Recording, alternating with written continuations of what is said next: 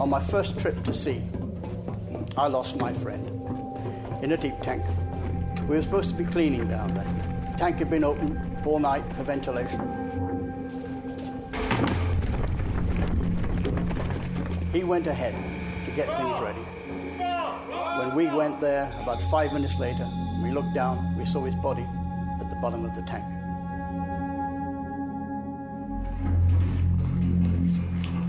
We took his body out in the rope on the windlass, and as it came up, I always remember that his body was shaking with the vibration of the windlass, and his arms were out like that. We put him in canvas that night, sewed him up. Next day, we buried him at sea.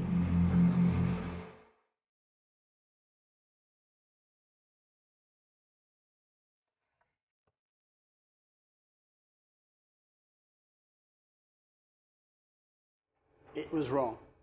Enclosed spaces were killing people then, 50 years ago, and enclosed spaces are killing people today. And what we've got to all start thinking is just how many of us, how many of you out there are going to die before it stops.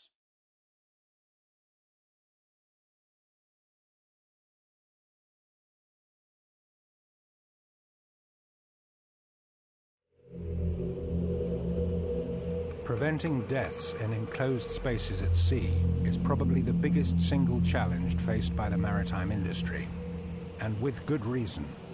On our ships, we have a lot of enclosed spaces. Cargo and ballast tanks, cargo holds, storerooms, pump rooms, fuel tanks, sewage tanks, chain lockers, void spaces, fridge spaces, paint lockers, cofferdams, double bottoms, engine crankcases, even open tank hatches on deck. They are defined as enclosed spaces because often there are limited openings for entry and exit, little or no natural ventilation, and because they are not designed to be occupied on a continual basis. What we all need to understand is that these are the spaces that kill. They kill on tankers, on cruise ships, on bulk carriers. They kill on ships where the procedures are in place. They kill on ships where everybody knows the rules. And why? Because the hazards have not been identified, the risks have not been considered, the safe way of working not established, no proper procedures. In many cases, the only thing handed out is a death sentence. People dying because of hydrocarbon vapors from sludge, scale, or cargo residues. From gases such as nitrogen, benzene, and hydrogen sulfide. Dying because of oxygen deficiency.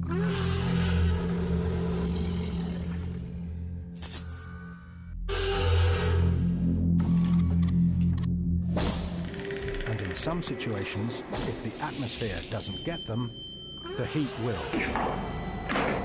Or the noise. People ending up dead because they tripped, slipped, or fell. Because they drowned. Ending up dead because they entered an enclosed space and nobody knew they were there.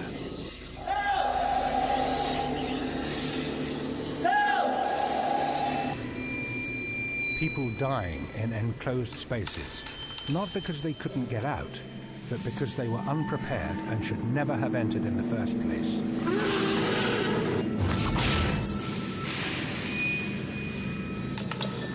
The message is clear. If we can avoid entering an enclosed space, then we should do so. But of course, there are legitimate reasons why we have to go into them. Surveyors need to carry out surveys. Painters need to paint. There are valves that need fixing, tanks that need cleaning.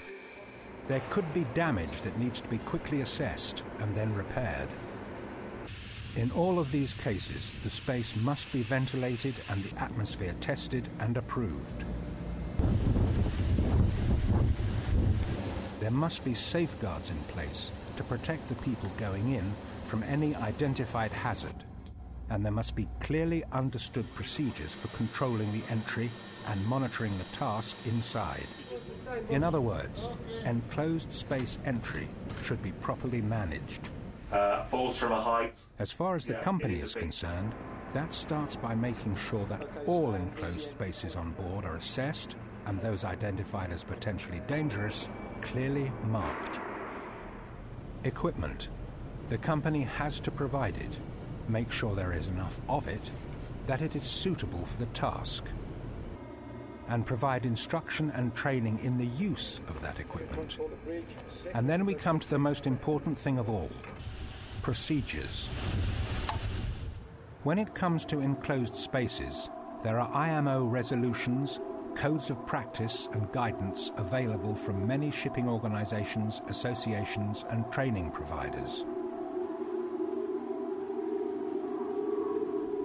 And on the ship, as part of the safety management system, there will be company procedures controlling all aspects of enclosed space entry.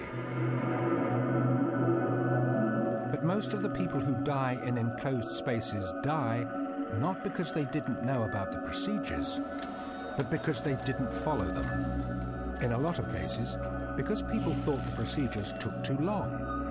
It's a 5-minute job, so what's the problem? Who needs all this paperwork? But the biggest problem is that people enter an enclosed space which has not been identified as potentially dangerous, so they think the procedures don't apply. These are the spaces that change.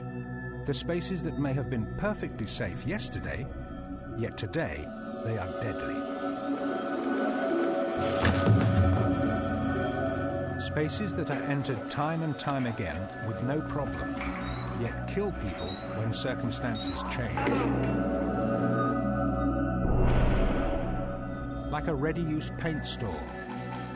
Plenty of room, no problem getting in and out, adequate lighting, nothing to trip over, slight smell of paint, but nothing hazardous, ventilation okay, and then bad weather, days of it. Working out on the deck, forget it. But the chief officer wants his painting finished. Then the weather breaks. Paint store's been closed up for a while. Because of the weather, so has the ventilation. Weather, it can cause all sorts of problems.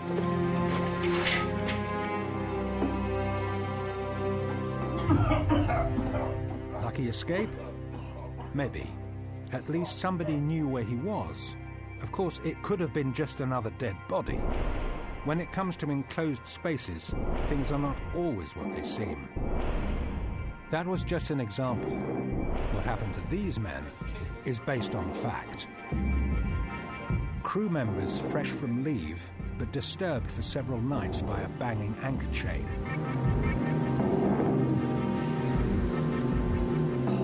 The master gave his permission for the men to enter the chain locker to tie off the chain. It had been done many times before, but the last entry was made some weeks ago. During that time, rust had eaten away at the metal and used up all the oxygen in the process. The seafarers entered an atmosphere incapable of sustaining life.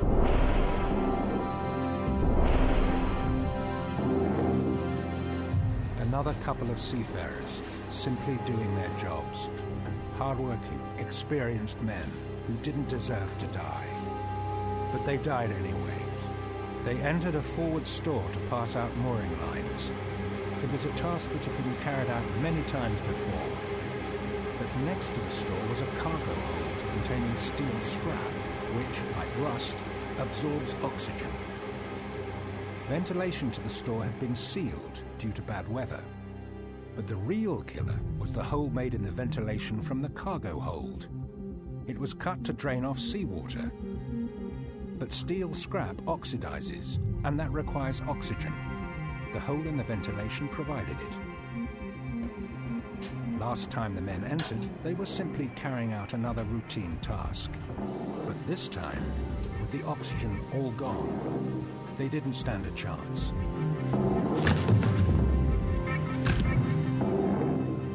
Let's be clear what we mean by oxygen deficiency. To start with, oxygen levels can change in an instant. The top of a space might be okay, but down at the bottom, things could be very different. The normal safe level of oxygen in the atmosphere is between 19 and 21%. The body can adapt if the level drops, but oxygen deficiency can happen very quickly, and the warning signs are clear. An oxygen level of 17% brings on the first signs of hypoxia. Vision begins to deteriorate, breathing increases along with the heart rate. Between 14 and 16%, the muscles start to give up. Fatigue sets in quickly. The breathing becomes irregular. Between 6 and 10%, nausea, vomiting and unconsciousness. Less than 6%, convulsive movements, followed by death. But there's an even bigger cause of death in enclosed spaces, and we're not talking about the people who first enter the space. We're talking about the people who follow them in.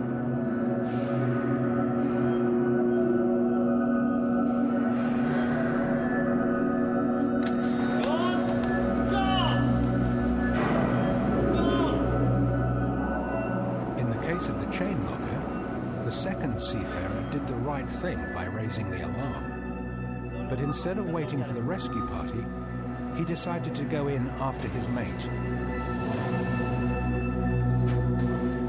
His instinct to save his life ended up costing him his own. And even that wasn't the end of it. The third seafarer arrived on scene in response to the alarm.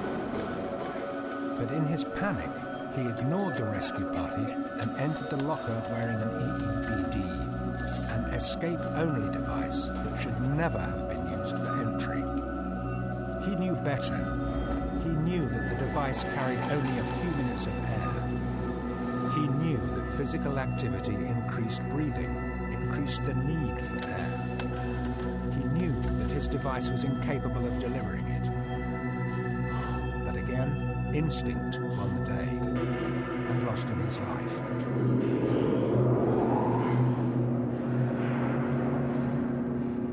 And in the forward store incident, there was somebody else who knew better.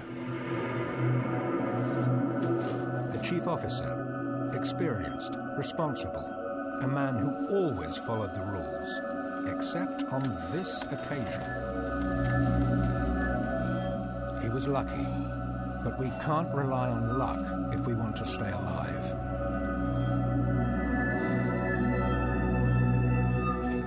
At sea, we look after one another. We build relationships. Our friendships are strong, and we want to keep them that way. But in this situation, the message is simple. Raise the alarm. Do not enter, no matter what.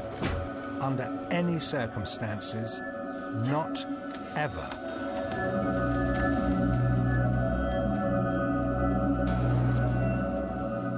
On our ships, there should be a clear understanding that enclosed spaces can kill. So to stay alive, we must assume that all enclosed spaces are dangerous, unless we can prove otherwise.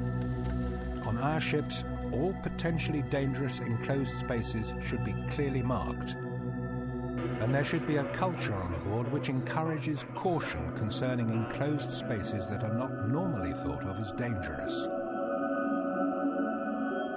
On our ships, there should be suitable equipment for entry into enclosed spaces, training, and meaningful, realistic drills in the use of that equipment. We can stop people dying in enclosed spaces, but it requires a new awareness and a fresh commitment from everybody on board and those ashore.